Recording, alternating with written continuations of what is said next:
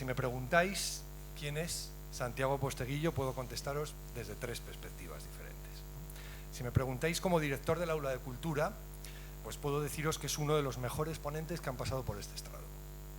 No es la primera vez que nos visita, es la segunda, por aclamación popular, se podría decir, ¿no? Me acuerdo que han pasado ya unos años desde la anterior visita y me siguen recordando aquel viaje que hicimos por la Rumanía y los escenarios del Circo Máximo, ¿no? Es un caché como conferenciante que le ha llevado no solo a foros promocionales, sino también a impartir conferencias a nivel de empresa sobre liderazgo, trasladando, vamos a decir, las dotes de mando de estos emperadores romanos a la batalla del día a día, y que le conduce también internacionalmente por todo tipo de ferias. Recientemente ha estado en Guadalajara, no la de aquí, sino la de México, ¿no? Donde se encontró con Martin, con el creador de Juego de Tronos, y le dijo: ¿y tú qué haces? Y dice: no, yo hago también un Juego de Tronos, pero de verdad, ¿no? O sea, yo escribo...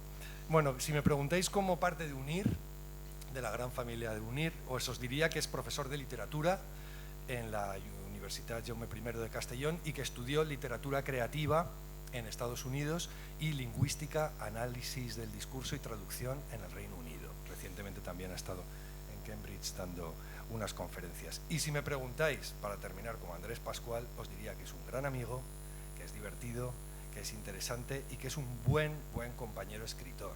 O sea, que se alegra por ti cuando a ti te van bien las cosas y que comparte también todo lo suyo, ¿no?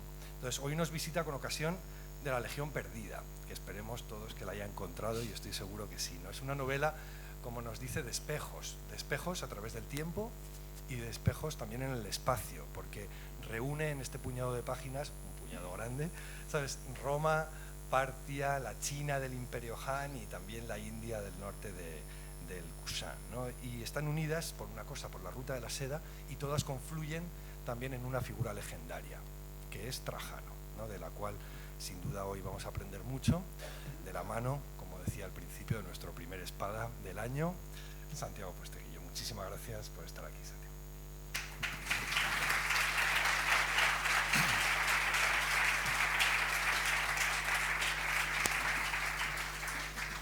Bueno, tengo que dar muchísimas gracias a Andrés por traerme aquí. Para mí es una maravilla tenerlo como amigo, y yo, desde que lo conozco, yo digo que La Rioja tiene el vino, tiene otras muchísimas cosas y tiene a Andrés Pascual. Esa es mi perspectiva. Muchísimas gracias a todos ustedes por estar aquí, y a Ibercaja por cedernos este espacio. Y vamos a hablar de La Legión Perdida. Me gustaría hacer notar que esta presentación la hice hace unos meses en Santos Ochoa. Lo que no hice son las referencias que voy a hacer a Donald Trump, porque eso todavía era inconcebible, ¿no? Es cierto que conocía a George R.R. Martin, ¿no? Lo que pasa es de la forma en la que lo has sintetizado, parece como que yo me puse un poco chulo, ¿no? Y nada más cierto que eso. Yo sé que no lo has dicho así, ¿no? Pero para matizarlo, que quede claro que Posteguillo no se puso chulo con Martin para nada. Me parece una persona francamente accesible para toda la gente que quiere saludarlo, que quiere hablar con él, y fue una conversación de lo más agradable. Además, me encanta de Martin que lo cito cuando a veces la editorial te apremia un poco, ¿no? Para que acabes el libro, ¿no? Y ustedes sabrán que Martin ha mandado a la porra a la serie de televisión, ¿no? Quiero decir, nos ha mandado a la porra entre comillas, ¿no? Quiero decir, cobra, claro. Pero no ha acabado la siguiente novela y le apretaban para que acabara la novela. Y al final les dijo: mirad, hacer la serie que os dé la gana, hacer la nueva temporada, pasad de mí, pero yo la novela la entregaré cuando esté bien, ¿no? Porque en el futuro, decía Martin, me pareció muy inteligente, nadie me recordará por si entregaba las novelas a tiempo. No, la gente me recordará por si las novelas estaban bien o mal.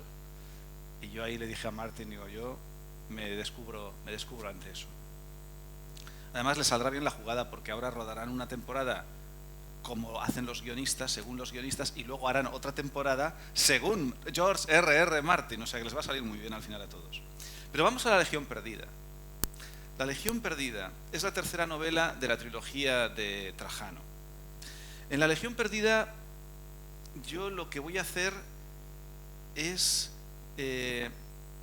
acabar una trilogía que empieza con un círculo, sigue simétricamente y acaba en espejos, como estaba muy bien comentando Andrés. Estas tres palabras para mí resumen la trilogía de Trajano. Voy a intentar explicar por qué. Pero antes, ¿qué es lo que yo quería contar con la Legión Perdida? Lo que yo quería contar con la Legión Perdida era un sueño, el sueño de Trajano. Pero cuando soñamos, no podemos decidir, pues esta noche voy a acostarme tranquilamente, voy a tener un sueño precioso y maravilloso. Lo intentamos, pero a veces los sueños, queramos o no, vienen acompañados de pesadillas. El sueño de Trajano conquistar Partia. ¿Pero por qué conquistar Partia? Trajano no necesita eso por su vanidad, por vanagloria mundana. Él está ya muy de vuelta de todo eso. Cuando ya conquistó la Dacia, vinieron mensajeros hasta de la India a Roma. Él se sabe que ha llegado al máximo, pero hay un problema con Partia. Partia es un enemigo belicoso, incómodo, y además, como todos los grandes conflictos, va a ser un conflicto económico. Partia es un intermediario incómodo en la ruta comercial de la seda, que cruzaba el Imperio Parto, y los partos encarecían los precios. Unos pensarán, bueno, pero el comercio entre Roma y Partia sería algo, entre Roma y Oriente sería algo anecdótico. Bueno, pues Plinio el Viejo, en su Historia Natural, ya se lamentaba de que Roma se gastaba más de 100 millones de sestercios al año en adquirir productos de la lejana China. Que si Plinio el Viejo levantara la cabeza, no sé lo que escribiría hoy día. Pero el tema está en que el visionario es Trajano y se da cuenta que esa ruta comercial no se puede parar, es el futuro. De anticipar a 20 siglos es cuestión de que hay gente que va muy por delante, ¿no? Pero lo que va a decidir es, tengo que controlar la mayor parte que pueda de esta ruta, así que hay que conquistar Partia. Pero ese sueño choca con una pesadilla, y la pesadilla de Trajano es la Legión Perdida. Y hay que contar estas dos historias en paralelo. Luego veremos qué es esto de la Legión Perdida.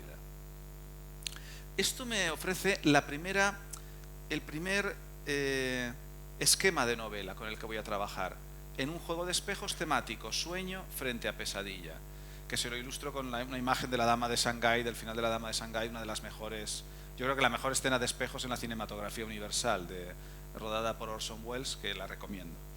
Sueño frente a pesadilla, que además esto me da una solución a un problema. Me escribe un lector a la página web y me dice, señor Posteguillo, no innove.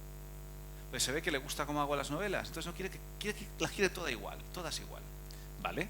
Pero entonces me escribe un crítico literario con el que tengo amistad y me dice, Santiago, no te repitas. Digo, pues esto va a ser difícil, aunar o conciliar estas dos perspectivas. Hasta que se me ocurre que lo que tengo que ir haciendo es innovar en aquellos elementos que realmente el lector no percibe porque no tiene por qué, que es el engranaje interior, la arquitectura de la novela, pero mantener el nivel de superficie, el mismo estilo literario. De esa forma lo que hago es que, si pensamos, Los asesinos del emperador, la primera novela de la trilogía donde cuento el ascenso de Trajano, lo que es un gran círculo. ¿Por qué? Porque empiezo con el intento, con la conjura, para intentar asesinar a un emperador.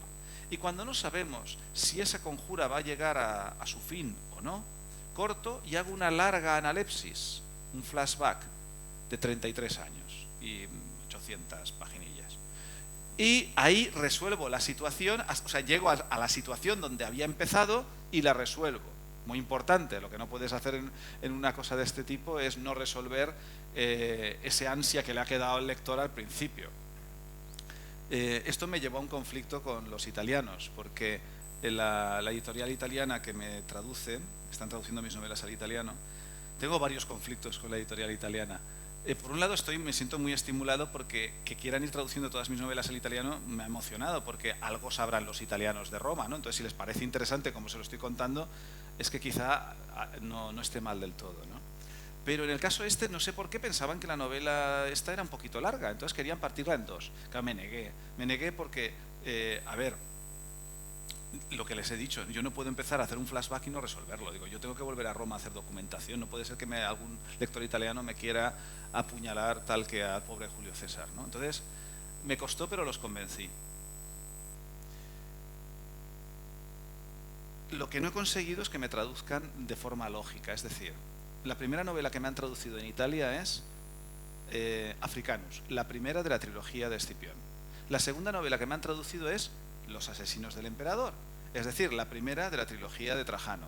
La segunda novela que me han traducido en Italia, la tercera ha sido Las legiones malditas, que es la segunda de la trilogía de Escipión. Y ahora están traduciendo Circo Máximo, que es la segunda de Trajano. Entonces me escribe un lector italiano a mi página web y me dice: señor Posteguillo, ¿usted por qué escribe en ese orden? Ya le he explicado que, claro, no es que yo escriba así, sino que me traducen así. Círculo. Pero ahora nos encontramos con Circo Máximo, la continuación de la historia de Trajano, cuando Trajano conquistará Partia, lo que estuvimos presentando en la otra aula cuando estuve aquí en Logroño con todos ustedes. Y aquí lo que tenemos es una estructura simétrica. En el centro tenemos un gran juicio a una vestal. Antes y después del juicio tenemos grandes campañas bélicas, y la novela abre y cierra con lo que intenté que fueran espectaculares carreras de cuadrigas. Una novela que se podría plegar sobre su eje central. Y como es cronológica, esta la traducen en dos partes y la publicarán en dos partes en Italia. No he encontrado motivación o explicación para que me la hagan entera de golpe. Pero en la tercera entro en los espejos. Espejos que, como comentaba Andrés, van a ser un juego de reflejos en el espacio y en el tiempo. Y cuando ya estoy llegando a estas ideas, me empiezo a agobiar un poco, porque a ver si estoy complicando demasiado la estructura con esto de innovar, igual a ver si me estoy perdiendo. Porque si quiero hacer varios espacios, esto se ha hecho antes. La mejor forma, miren, en ningún arte, y en literatura menos, es casi imposible ser completamente original. Así que cuando tengo dudas, reexamino la historia de la literatura e intento ver si lo que quiero hacer ya se ha hecho. Porque si se ha hecho, igual es que sí que se puede repetir, otra cosa que acierte a hacerlo bien. Y me doy cuenta que repasando relatos anteriores, por ejemplo, me encuentro con la historia de Marco Polo, que no escribe Marco Polo. Nadie se acuerda del pobre Rustichello da Pisa, que es el escritor. Marco Polo en prisión, comparte prisión con Rustichello da Pisa y se lo cuenta todo su viaje, y Rustichello le dice: ¿y esto no lo has contado? Y dice: no, pues... Y entonces lo escribe él, ¿no? Y aquí Rustichello nos recrea la Europa medieval, el Oriente Medio, la India y hasta China, ¿correcto? Un relato donde tengo varios espacios recreados. Pero no es de ficción, es un relato biográfico. Novela de ficción, conocida por todos, leída por muchos, imagino, La Vuelta al Mundo de 80 días, de Julio Verne. Bueno, ahí volvemos a tener distintos lugares recreados, distintas culturas y distintas civilizaciones en una novela. Pero la novela que a mí ya me asienta y me da seguridad que esto se puede hacer es una novela histórica que recrea varias civilizaciones a la vez, del grandísimo autor Gore Vidal. Puede que a muchos de ustedes les suene de Gore Vidal más que la novela Creación, a que voy a referirme ahora, quizá la novela Juliano el Apóstata, que es probablemente su novela más famosa. Pero incluso aquellos que estén en la sala que puedan pensar que no conocen a Gore Vidal, si me lo permiten, yo creo que se equivocan, a no ser que nunca hayan visto la película de William Wyler de 1959, Ben-Hur. Pero si la han visto, conocen a Gore Vidal, porque ¿quién creen que hizo el guión? Gore Vidal. Cogió la novela de Wallace y la adaptó magníficamente para el cine. Si hay aquí algún experto cinéfilo, me podrá decir: no sale el nombre de Gore Vidal en los títulos de crédito. Cierto, porque Gore Vidal era una persona muy, ¿cómo podríamos decir?, temperamental. Y como William Wyler no le hizo caso en absolutamente todo, se enfadó y dijo que borraran su nombre de los títulos de crédito. Pero Gore Vidal además era un grandísimo escritor, un grandísimo novelista histórico.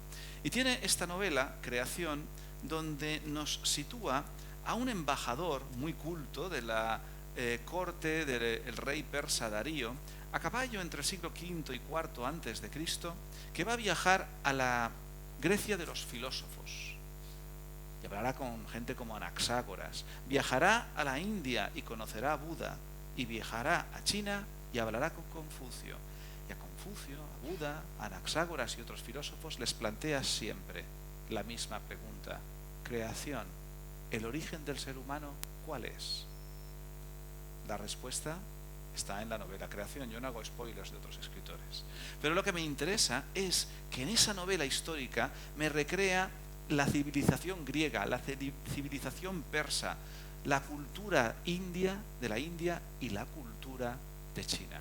Luego se ha hecho, se puede hacer. Otra cosa es eso, como decía antes, que acierte. Pero esto ya me da seguridad que se puede hacer.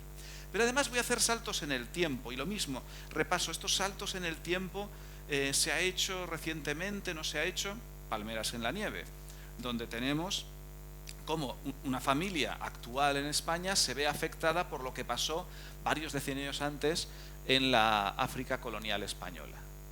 O otra novela que me da también la idea para hacer estos saltos en el tiempo que quiero hacer, La tumba perdida de Nacho Ares. Nacho Ares, no sé si lo conocerán, es posible que sí, porque aquí habrá mucha gente que le gusta la historia. Nacho Ares tiene... ¿Perdón? Ha estado aquí, bueno, entonces ya es perfecto. Bueno, ya saben que tiene el programa este de Ser Historia, es un magnífico divulgador, pero además es egiptólogo, es un experto en egiptología, y hizo esta novela, La tumba perdida. ¿La presentó aquí? ¿Esta? ¿La presentó? Esta no, correcto. Pues en La tumba perdida lo que nos presenta es a Howard Carter, el arqueólogo británico, que está a punto de abrir la tumba de Tutankamón. Y entonces corta Nacho Ares y dice 3000 años antes, que eso sí que es un pedazo de analepsis, ¿no? ¿Y quién aparece? ¿Quién aparece? El propio faraón Tutankamón, rodeado de su corte de sacerdotes, a los que les está diciendo dónde quiere su tumba y por qué. Y me pareció fascinante. Luego iba dando saltos, ¿no? Del descubrimiento de la tumba a cuando la tumba se hace. Y yo dije, yo quiero hacer esto en mi próxima novela. Así que con estos referentes me salto a hacer mis 4 grandes espacios, mis 4 civilizaciones, que van a ser el Imperio Romano, por supuesto, el Imperio Parto, el Imperio Kushan o Kusana del norte de la India y el Imperio Chino de la dinastía Han. Esos son mis 4 escenarios, mis 4 civilizaciones. Y la confrontación en el tiempo de las 2 historias es, por un lado, la legión perdida de Craso en el siglo I a.C. y el intento de Trajano de conquistar Partia, su sueño. ¿Qué es esto de la legión perdida de Craso? Aquí tenemos que retrotraernos a esa expresión muy conocida. Aquí he cogido una cosa del diario Marca simplemente para que vean que es una expresión de uso harto común. Craso error. Bueno, pues craso error, en el diccionario de la Real Academia Española ya nos aparece que craso quiere decir indisculpable. O sea, es un error muy grande. ¿Qué es lo que hizo Craso para que nos haya llegado incluso al siglo XXI una expresión referente al error que cometió Craso? Tenemos que retrotraernos al primer triunvirato, al final de la República Romana, donde tenemos a Pompeyo el Magno, Julio César y Marco Licinio Craso, uno de los mayores inútiles de la historia. A saber, me he referido antes a Ben-Hur, hablemos de otro peplum famoso, ¿no?, de la historia de Roma, Espartaco, pero la versión buena, la de Stanley Kubrick, con Kirk Douglas, ¿no?, de actor principal. Recordarán los que vieran la película cómo Espartaco va derrotando a las legiones romanas durante gran parte del relato, igual que en la novela de Howard Fast, estaba basada en la novela de Fast. Pues esto es ¿por qué? Porque ¿quién comandaba las tropas romanas? Marco Licinio Craso, que ya era un torpe, ¿vale? Cierto es que en la película no queda tan mal porque el que hace de Craso es Sir Laurence Olivier, y Sir Laurence Olivier no le gusta hacer de malo, entonces lo apañaron un poco para que los errores de Craso pues estuvieran un poquito más suavizados, ¿no? Pero como no derrotarán a Espartaco hasta que interviene Pompeyo, el Senado romano enviará a Craso lo más lejos que puede, y a un territorio que ya en su momento era conflictivo, a Siria. Pero en Siria, Craso se va a encontrar con 7 legiones para defender esa frontera, y no se le va a ocurrir otra cosa que, pues yo voy a coger estas 7 legiones, voy a emular a Alejandro Magno, voy a cruzar el Éufrates y voy a conquistarlo todo hasta la India, y así me haré más poderoso que Julio César o que Pompeyo el Grande. Que como plan está bien, es chulo, pero si lo haces mal, pues ya no va a resultar idóneo. Es tal el desastre militar de Craso que una legión entera, en la batalla de Carra del año 53 a.C., acabará prisionera del enemigo. Y la llevarán los partos, una legión romana entera, como soldados semiesclavos, a la frontera oriental de su imperio, en Asia Central, para utilizarlos como carnaza para luchar contra los hunos. Y ahí, Plutarco, Dion Casio y todas las fuentes occidentales es lo que saben de la legión perdida. Hasta que en el siglo XX el investigador británico Homer Dubs, experto en lenguas orientales, absolutamente obsesionado por qué pasó con esa legión perdida, se le ocurrió una idea muy brillante. Si no tenemos más referencias de esta legión en las fuentes occidentales, solo hay dos posibilidades. Una, que murieron allí, es una opción. Dos, que se fueron hacia algún lado que no pudo ser Occidente porque tendríamos referencias en Occidente, y si escaparon hacia Oriente. Hay que buscar en las fuentes orientales. E investigando, Homer Dubs encontró que en el Hou Han Shu, que es el libro de la dinastía Han del Este, que recoge distintos textos recogidos por el historiador chino Fa Yen en el siglo V después de Cristo, donde recopila, entre otras cosas, memorias de grandes generales chinos. Porque la naturaleza humana es exactamente la misma en todas partes. Fíjense, cuando Julio César conquista la Galia, ¿qué escribe? De velo gálico. La Galia est omnes divisa in partes tres, que seguro que alguno de ustedes recordará. Ya conté con Circo Máximo que Trajano quiere emular a Julio César y cuando está conquistando la Dacia, el propio Trajano escribe De Velo Dáquico, su comentario sobre la conquista de la Dacia, del que lamentablemente solo nos queda una línea. Pues, ¿qué hace un general chino en una campaña militar en el siglo I a.C.? Hace un diario de campaña y está recogido en el Hou Han Shu. Los hunos de Asia Central hicieron algo, aparte de dar mucha guerra, hicieron algo que no le gusta a los chinos que se lo hagan. Les cortaron la ruta comercial. Ahora Donald Trump está intentando repetir lo mismo. Veremos lo que pasa.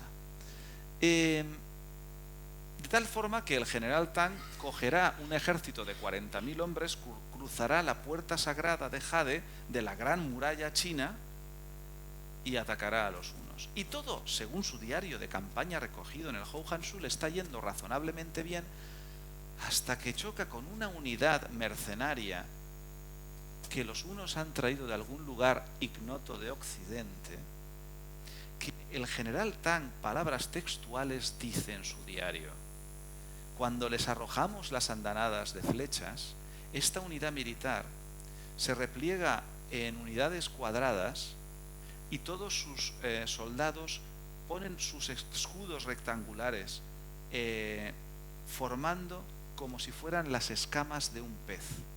Y luego, si es necesario, se repliegan a campamentos cuadrados también rodeados de empalizada y foso. Sí, sin saberlo, el general Tang estaba describiendo el funcionamiento de una legión romana. Esta batalla tiene lugar solo 20 años después de que la legión de Craso fuera aprisionada. ¿Qué es lo que ha pasado? ¿Son la legión perdida? Ahí lo tenemos contado en la novela. Pero esto es el contenido, hay que documentarlo.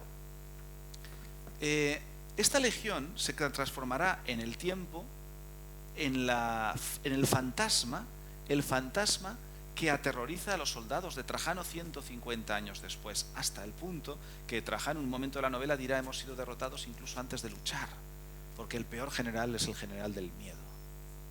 Y este es uno de los grandes pulsos temáticos de la novela. ¿Quién va a poder más? ¿El carisma y el liderazgo de Trajano o el fantasma de la legión perdida? Pero para documentar todo esto tengo que trabajar con las fuentes en latín, en griego, en parto, en sogdiano, en sánscrito con silabario kusana y hasta en chino clásico. A veces la editorial, quiero pensar que bien intencionadamente, no lo tengo claro, me dice que deje la universidad y que me dedique solo a escribir. Y yo les digo, pero vamos a ver, si es que un trabajo como este donde mejor se hace es en la universidad. A ver, planta tercera de la Jaume I de la Facultad de Ciencias Humanas y Sociales, Mi despacho. Despacho de al lado, Jesús, catedrático de latín. 2 puertas más abajo, Rubén, profesor titular de griego clásico. 4ª planta, justo arriba de mi despacho, departamento de historia, catedrática Carmen Corona, especialista en la dinastía Han. Interesante. O sea, que estoy en el sitio idóneo para hacerlo, ¿no? Aunque Carmen no domina el chino clásico, porque me hace falta el chino clásico. Para que se hagan una idea, el chino clásico es al chino actual como el latín al español. O sea que hay que estudiarlo. Así que ahí tenía un problema.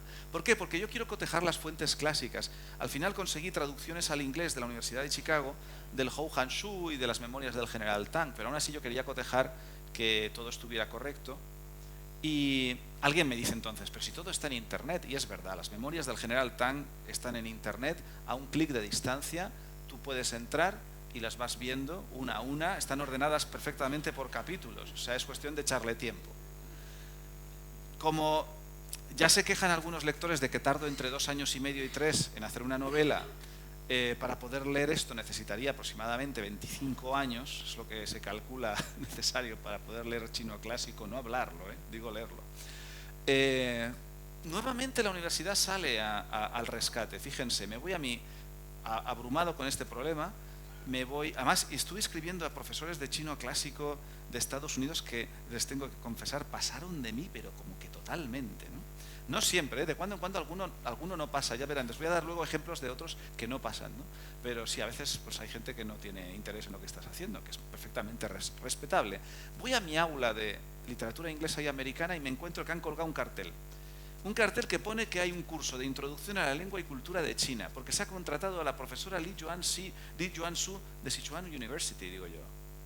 Hemos contratado en la UJI, la UJI es como llamamos a la Universidad Jaume I, hemos contratado a una profesora de chino. Me faltó tiempo salir del aula, cuando acabé la clase me presento delante de Isabel, la secretaria del departamento de traducción. Hemos contratado a una profesora de chino, me dice sí, y además es muy lista. Digo, así que hablé con la profesora Li Yuansu y no es que solamente ya supiera chino, que además sabía chino clásico, es que estaba aprendiendo ya valenciano, en fin, un nivel estratosférico. Le conté lo que quería hacer y le apasionó que un occidental tuviera la osadía de, en una novela de Roma, introducir China. Y bueno, persona encantadora, culta, me revisó todas las citas de chino, etcétera, etcétera, para que vean lo bien ubicado que estoy para hacer este tipo de novelas, en mi opinión. Me falta, no obstante, superar el síndrome del Capitán Trueno. ¿Qué es esto del síndrome del Capitán Trueno? Vamos a ver. Observen que les he dicho 4 grandes civilizaciones: Roma, Partia, India y China. Claro, voy a tener personajes, porque esto no se lo he contado, se lo anticipo. Se sabe que en la época de Trajano los chinos enviaron mensajeros hacia Roma y Trajano envió mensajeros hacia China. Si llegaron los unos o los otros a sus destinos está en la novela. Digamos que los partos no querían que los 2 grandes imperios contactaran directamente. Entonces yo voy a tener personajes que han de desenvolverse y hablar en lugares diferentes. Y claro, me empiezo a agobiar, ¿no? Porque, vamos a ver, pero... Y me acordé del Capitán Trueno, una de mis lecturas de adolescencia. Digo, pero el Capitán Trueno no viajaba por ahí. ¿Y cómo se entendía? ¿Cómo resolvió esto en el cómic? Entonces me pongo a releer mis viejos cómics, saco todos mis cómics del Capitán Trueno, y me encuentro, por ejemplo, aquí que el Capitán Trueno está hablando con Olafsson, un vikingo, y le dice, cuidado Olafsson, y Olafsson, que a lo que se ve lo entiende, pues entonces se tira hacia atrás. Debe ser que el Capitán Trueno igual ha aprendido alguna lengua nórdica. Podría ser porque los que leyeran el Capitán Trueno recordarán que tenía una novia vikinga. Bueno, pues igual por amor estas cosas se hacen, pero cojo otro cómic y me encuentro al Capitán Trueno que está hablando con el Ricardo Corazón de León, Las Cruzadas, con lo cual hablaría con él en lo que imagino que el rey normando Ricardo Corazón de León hablaría, no inglés, que es lo que sale en las películas con Sean Connery y tal, sino lo que hablaba un normando, o sea, francés, ¿no? O sea que el Capitán Trueno también sabía francés. Mira tú qué cosas. Los que leyeran el cómic recordarán que el Capitán Trueno tenía un globo y viajaba por todo el mundo. Entonces cojo otro cómic y me aparece en Japón, hablando tranquilamente. con la gente. Incluso aquí está duchando con un samurái. Y el samurái le dice, no se insulta así a un samurái. Y como el Capitán Trueno lo ha entendido, le responde, ni a un español, que esto solo ya vale por cualquier título de nobleza. Curiosamente, esto escrito por un guionista, Víctor Mora, catalán. Pero bueno, los tiempos van evolucionando. El caso es que el propio Víctor Mora se da cuenta que se está pasando, y entonces llega un momento donde en la siguiente viñeta nos pone a esta aristócrata japonesa diciendo, bueno, voy a hablar con ese extranjero que habla la lengua que hablan los extranjeros allende los mares, como si allende los mares solo habláramos una lengua, anda que nos habría simplificado todo. Y dice, lengua que yo he aprendido, digo, hombre, menos mal, lengua que yo he aprendido de una esclava prisionera. Porque claro, ¿qué hace un aristócrata? Un aristócrata está aburrido y dice, pues voy a una esclava y que me enseñe su idioma. Hombre, no es verosímil, no es creíble. Lo que yo he estado explicando del Capitán Trueno parece una crítica al Capitán Trueno, no pretende serlo. ¿Qué es el Capitán Trueno? El Capitán Trueno es un cómic. ¿Qué le pedimos a un cómic? Entretenimiento. Yo siempre me entretuve mucho cuando me lo leía, incluso me lo volví a pasar bien cuando estaba revisando todo esto. Se le pide fantasía. Yo creo que con los ejemplos expuestos ha quedado claro que fantasía había mucha. Y se le pide que los buenos ganen siempre, y el Capitán Trueno gana siempre. Es un cómic perfecto. Es probablemente uno de los mejores cómics que se han hecho en España. Pero ¿qué pasa? Que yo estoy haciendo otro género. Yo estoy haciendo novela histórica. Y aquí me parece que los lectores tienen un nivel de exigencia más elevado en el género de la novela histórica, y me parece perfecto, es correcto. Así que yo tengo que pensar en superar este síndrome del Capitán Trueno con esos personajes y esas embajadas que en efecto ocurrieron. Entonces me retrotraigo a esos relatos que también hablaban de varios espacios y civilizaciones, a ver cómo superaron el síndrome del Capitán Trueno. Si vamos a la biografía de Marco Polo, lo que hace Marco Polo es que utiliza intérpretes en su viaje, o luego cuando lleva 12, 15 años en la corte mongol, aprende, es creíble que haya aprendido rudimentariamente a comunicarse en esas lenguas. Vale.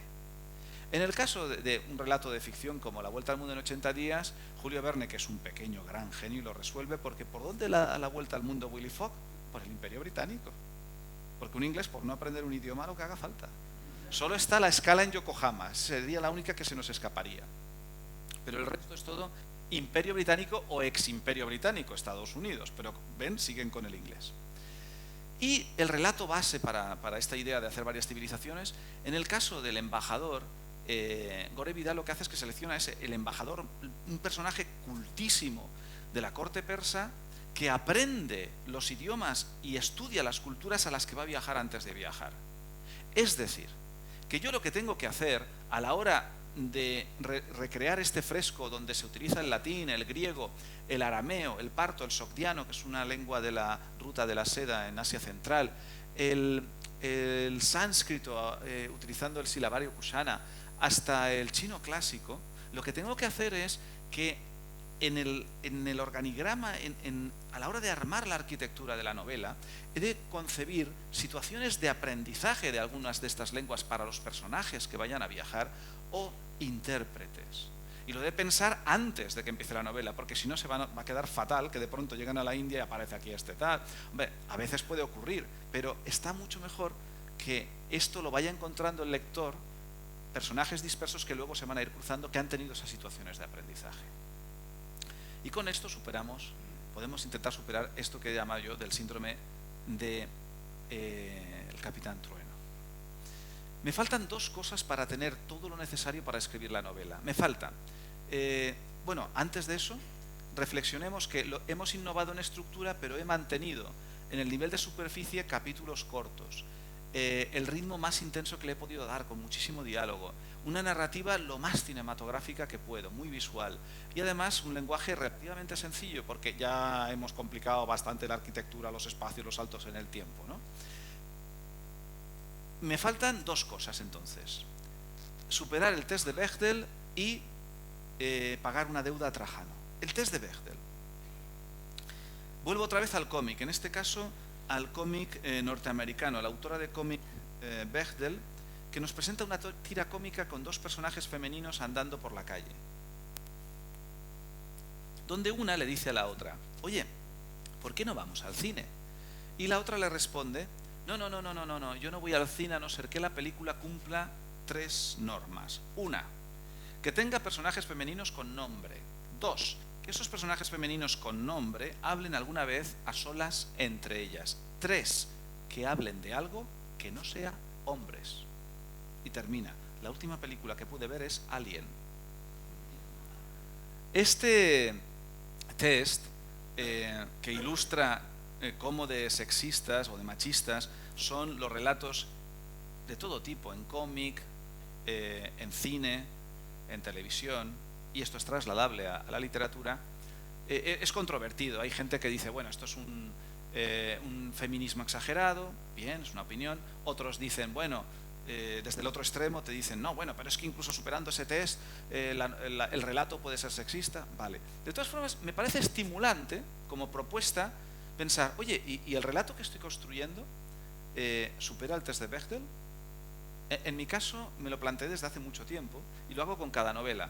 La primera no estuve a la altura. En Africanus no supera el test de Bechdel. Desde Las Legiones Malditas sí. Y luego toda la trilogía de Trajano también. Pero verán cómo no es tan fácil. Les voy a explicar. Porque me pongo a mirar, bueno, qué personajes femeninos tengo para una novela que estoy planeando de 1100 páginas.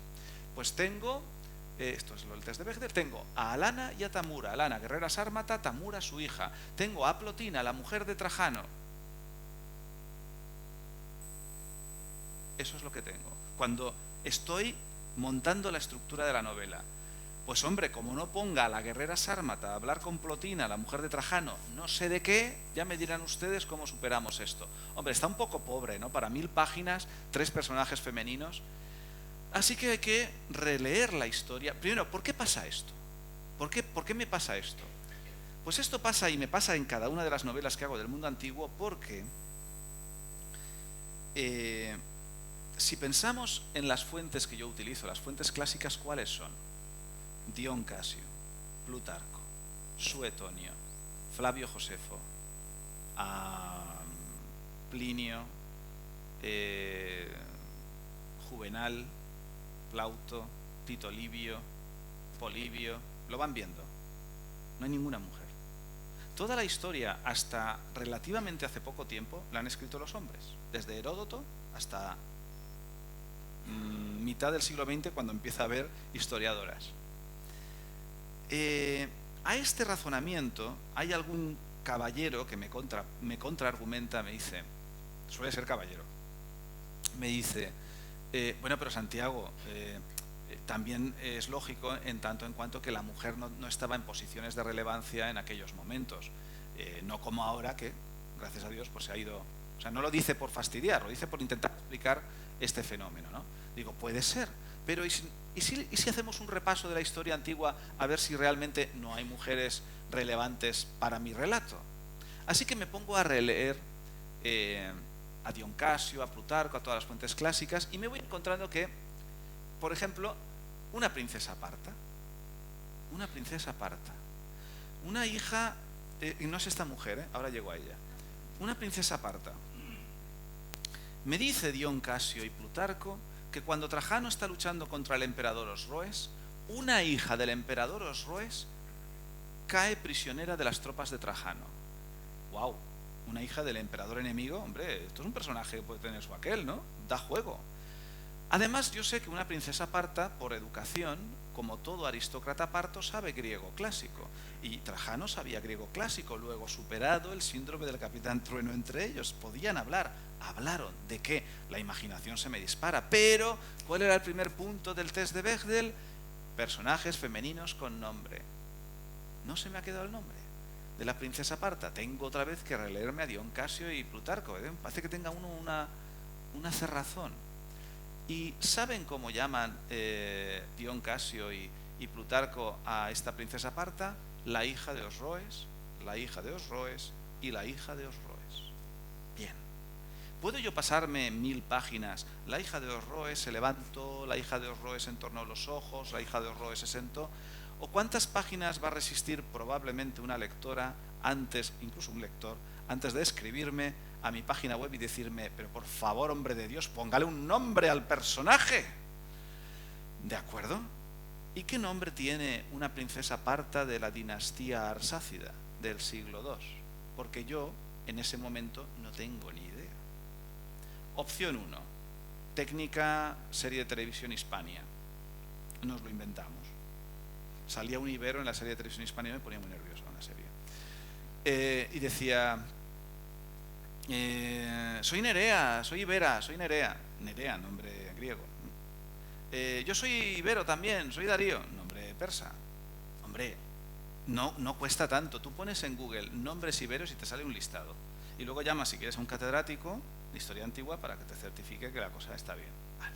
Coste económico cero, porque yo entiendo que a las televisiones y a los productores de cine lo del coste económico les asusta, ¿no? Pones en una batalla 80 elefantes y se ponen a temblar el productor. Pero bueno, el caso está en que la princesa parta podría inventarme el nombre. Lo buscamos en internet, pero el problema es que si tú pones en Google nombres de princesas partas de la dinastía arsácida, no sale nada. Si lo ponemos en inglés, que siempre salen más cosas, ¿no? Parthian Princesses Arsacid Dynasty, tampoco sale nada. Bueno, sigue estando la opción de inventárselo, pero a mí me revuelve las tripas abandonar tan pronto. Así que paro la novela y nos ponemos a buscar un nombre de una princesa parta de la dinastía arsácida. Y cómo no, tenía que ser una mujer la que rescate a otra mujer del pasado, la doctora María Brosius, que es profesora de historia en la Universidad de Toronto y se doctoró, como ha mencionado Andrés, que estuve dando clases en Cambridge hace poco. Una de las cosas que ya he aprendido de Cambridge es que si vas a Cambridge ya no puedes volver a pronunciar este nombre que aparece ahí, ¿vale? En Cambridge ese nombre es The Other Place, el otro sitio. De hecho, en Cambridge estaban un poco fastidiados porque con el Brexit han bajado un poquito en el ranking internacional de universidades, pero como The Other Place, el otro sitio, ha bajado un poco más, no hay problema. Pero aún así, el otro sitio es un magnífico sitio para leer una tesis doctoral. Así que una tesis doctoral aquí también me parece una gran referencia investigadora. Y la tesis doctoral de la doctora Brosius es Las mujeres en la Partia y Persia preislámica. Y tiene la gentileza de dividirme la tesis en 3 partes según las 3 dinastías partas: aqueménida, arsácida y sasánida. Gracias, le digo a María, porque solo me tengo que leer un tercio de la tesis. Recuerden que solo estamos buscando un nombre. Nos leemos ese tercio de esa tesis doctoral y ahí nos da la doctora Brosius hasta 7 nombres habituales de princesas partas de la dinastía arsácida. Cogemos uno de ellos y está probabilidad entre 7 de que acertemos. Si no, al menos habremos conseguido, está esto un poquito así, habremos conseguido que la princesa lleve un nombre de su dinastía durante todo el relato. Así que ya lo que tenemos es que tenemos a Alana y Tamura, las guerreras sármatas, tenemos a Plotina, la mujer de Trajano, ahora tenemos a Ariazate, la princesa parta, que claro, tendrá otras amigas princesas partas como Asiabatum o Rishnu, con las que poder hablar, no necesariamente solo de hombres. Pero además necesito personajes de las otras civilizaciones, y me encuentro, por ejemplo, que en la civilización del Imperio Kushan de la India estaba la monja budista Buddhamitra, y esta monja era tremendamente respetada en el Imperio Kushan hasta el punto de que era consejera personal del emperador Kanishka. No está mal. Pero además, ¿podría yo decir que Trajano era la persona más poderosa de su época? No, incorrecto. Podría decir, y sería correcto, que Trajano era el hombre más poderoso de su época, en la medida en que Trajano, como gobernante del Imperio Romano, siendo el Imperio Romano más poderoso que el Imperio Parto o el Imperio Kushan del norte de la India. Otra cosa es que le cueste conquistar Partia, porque Roma tiene 30 legiones y solo puede coger un tercio de su fuerza militar para luchar contra Partia, porque las otras 20 han de mantener el resto de fronteras. Pero Partia y el Imperio Kushan eran más o menos demográfica y militarmente la mitad que el Imperio Romano. Y estaban gobernados también por dos hombres, Osroes en Partia, Kanishka en el Imperio Kushan. Pero el Imperio Han de la China, equivalente demográfica y militarmente al Imperio Romano, ¿por quién estaba gobernado? Por una mujer, por la emperatriz viuda Deng. Caramba, yo creía que las mujeres no estaban en posición de relevancia en el siglo II. Pues sí, es un regalo de la documentación. Yo creo que por trabajar un poco, a veces la documentación dice, venga, va, llevas aquí un año estudiando esto, una sorpresa. Pues sí, la emperatriz Deng, que además pasa como los sobrenombres de moderada y pacificadora porque gobernó muy bien. Al igual que Trajano en Occidente, ella también luchaba contra la corrupción en Oriente. Se ve que en los buenos gobernantes hay algunas cosas en las que coinciden. Así que la emperatriz Deng queda incorporada a la lista de personajes de la Legión Perdida. Y eso sí, me falta pagar la deuda a Trajano. ¿Qué deuda tengo yo con Trajano? Yo creo que si me paso 7 años de mi vida con un personaje y hago 3 novelas sobre él, le debo a ese personaje, yo creo que ver dónde nació. Me lo puso relativamente sencillo, lo tenemos fácil, en Itálica, a 8 kilómetros de Sevilla. Pero ¿y dónde murió? Eso también creo que debería verlo de este personaje. Y Trajano no fallece ni en Roma ni en Partia, sino de regreso de Partia, en un lugar pequeño, la antigua Selinus, la actual Gazipasa en el sur de Turquía. Así que yo quiero ir allí. No lo intenten en casa porque no tiene buena venta decirle a tu cónyuge, ¿por qué no vamos a Gazipasa, sur de Turquía? No funciona. Entonces hay que utilizar lo de Estambul, ¿vale? Entonces yo voy a mi mujer y le digo, cariño, tú querías ir a Estambul, ¿verdad? Y mi mujer, que me conoce, sí, pero ¿Estambul solo? Bueno, estamos en Estambul unos días y luego yo creo que siempre hay que conocer un poco más el país y tal. Y bueno, total que vamos a Estambul y aterrizamos allí. Por supuesto ves la maravillosa Santa Sofía, Hagia Sofía, la gran basílica que ordena construir el emperador Justiniano. Podemos hacernos una fotografía si quieren donde se la hacen muchos españoles, en la entrada de Santa Sofía, donde está este cartel que pone Giris Entrance. Y siempre hay una pareja de españoles haciéndose una fotografía y cuando llegan al hotel y tienen wifi, la envían a todos los amigos, ¿no? Lo que deberíamos saber es que Giris en turco quiere decir entrada, ¿vale? Son coincidencias de la vida. Pero bueno, podemos ver el obelisco que marca el centro del antiguo circo máximo de la ciudad, el hipódromo gigantesco que había también en la ciudad, la antigua Constantinopla, que estaba allí, el mercado de las especias, el palacio Topkapi. Cuando, por ejemplo, pensamos en la batalla de Lepanto, las tropas españolas, Felipe II, las decisiones se toman en el Escorial y el sultán otomano las tomaba aquí en el palacio Topkapi, para que lo sitúen históricamente. Pero bueno, vamos directos al Museo de Arqueología, que el Museo de Arqueología de Estambul es para dedicarle lo que ustedes quieran, lo que ustedes aguanten, o más normalmente lo que sus familiares aguanten, ¿vale? Mi hija, la pobre, aguanta mucho y se ha visto no sé cuántos museos arqueológicos del mundo, ¿no? Con santa y bendita paciencia. Me interesaba este museo en particular porque es uno de los pocos museos, el Museo Arqueológico de Estambul, que contiene salas dedicadas a la cultura parta. Hay muy poquito sobre cultura parta en los museos. En el británico, que siempre tienen un poquito de todo, ¿no? Tienen numismática, tienen monedas, pero poco más. Así que vemos esto. Podemos ver también restos de la gran puerta de Istar, que flanqueaba la gran entrada de la Babilonia antigua, de la Babilonia incluso bíblica. La mayor parte de los restos de la puerta de Istar, es cierto, están en el Museo de Pérgamo en Berlín, pero otra parte importante están aquí en el Museo de Estambul. Y claro, yo tengo un capítulo donde Trajano entra por la puerta de Istar, así que hay que verla. Después cogeremos un avión y saldremos de Estambul e iremos al sur, a Antalya. Y a partir de ahí, por la autovía D400, por todo el sur de Turquía, podremos ir viendo ciudades a las que normalmente no suele llegar el turismo occidental tanto. Aspendos, con su magnífico teatro, Side, Pergue es la ciudad que conserva el hipódromo, el circo, mejor conservado del mundo. Porque si vas a Roma es una explanada muy grande, pero apenas hay nada. Están excavando en un lado, pero apenas hay nada.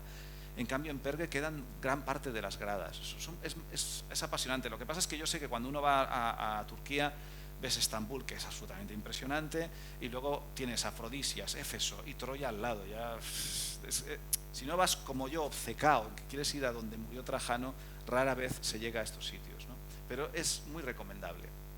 Y luego pararemos en Alania, un puerto marítimo pequeño, pero turístico, donde vamos a encontrar los últimos hoteles razonables. Entonces yo sugiero dormir aquí y podemos ir al pequeño museo arqueológico de Alania, al que no va nadie. O sea, cuando fuimos nosotros nos lo abrieron para nosotros.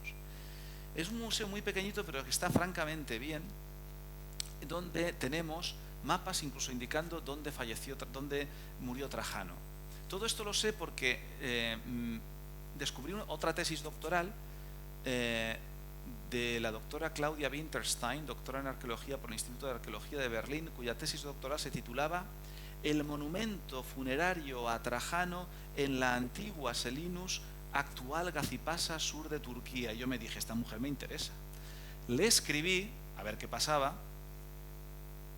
y me respondió de inmediato entusiasmada, porque yo era la segunda persona en el mundo, recuerden que Trajano era hispano, interesada en saber dónde había muerto Trajano.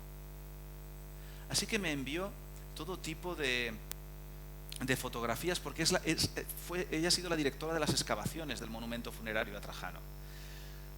Me explicó cómo ver el museo y al final me explicó cómo llegar por la autovía de 400. Al final hay que desviarse a la derecha por donde pone Selinus y llegaremos pasado el río. Ahora están haciendo un puerto deportivo, espero que mejoren el acceso a la carretera, porque era una pista de tierra al final. Y ahí, en la maleza, está el monumento funerario a Trajano. Aquí, por supuesto, no hay museo. Los turcos tienen tantísimo que no llegan. O sea, no les pasa un poco también lo que pasa en Italia, no llegan a todo, ¿no? Solo hay un cartel a la puerta en un inglés bastante macarrónico y en un turco que no puedo evaluar, que dice que aquí falleció el emperador Marco Ulpio Trajano. Incluso puedes entrar en el gran monumento funerario y ver la gran tumba vacía. Vacía porque Trajano, en una última metáfora, decide que no va a ser enterrado aquí, aunque luego Adriano termine haciendo este monumento para marcar dónde falleció Marco Ulpio Trajano, porque no se podía concebir que no quedara marcado para la historia el lugar donde había fallecido el emperador más grande de Roma. Pero Trajano decide ser enterrado en Roma, sus cenizas que sean depositadas al pie de la columna trajana. Ya no están allí, se perdieron en el tiempo, pero estuvieron allí mucho tiempo, porque Trajano quería ser enterrado allí. Y recuerden que la columna trajana estaba flanqueada por las dos grandes bibliotecas que ordenó levantar, de textos latinos y textos griegos. Trajano ordenó ser enterrado entre libros. Si yo ya estaba enamorado del personaje, ya lo que me faltaba. Pero además, yo quería llegar ahí por ver sobre todo el último atardecer que vio Trajano. Así que vamos a ascender por la montaña y vamos a ir viendo ese último atardecer. Si lo hacen, recuerden, mi hija dejó de contar en el escalón 486. Y si quieren reproducir como quería yo las mismas circunstancias, porque quiero ver los reflejos en el mar que pudo ver Trajano ese último día, como Trajano fallece un 9 de agosto, yo me desplazo allí un 29 de julio, porque quiero el sol a la misma altura y hemos de tener en cuenta el cambio de días, el decalaje de días entre el calendario juliano vigente en época de Trajano y nuestro calendario gregoriano. Y vemos esos últimos reflejos, vemos ese último atardecer y nos cargamos emocionalmente, y esa es la idea, que esa emoción llegue de mí a las páginas del libro, a todos ustedes. 3.600 páginas, dejamos el monumento funerario a Trajano visto desde lo alto, una trilogía entera, pero ¿quién era Trajano? Y yo me planteaba, y al final de la novela, de la trilogía, ¿quién puede valorar, qué personaje puede hacer esa valoración final de Trajano? Y se me ocurrió que no podía ser otra que la persona que más sabía de emperadores en aquella época, que todavía vivía, Domicia Longina, que también sobrevive a Trajano, casada con un emperador, amante de otro emperador, madre de quien tenía que haber sido César, en fin. La rodean varios personajes y le preguntan, ¿pero quién ha sido Trajano?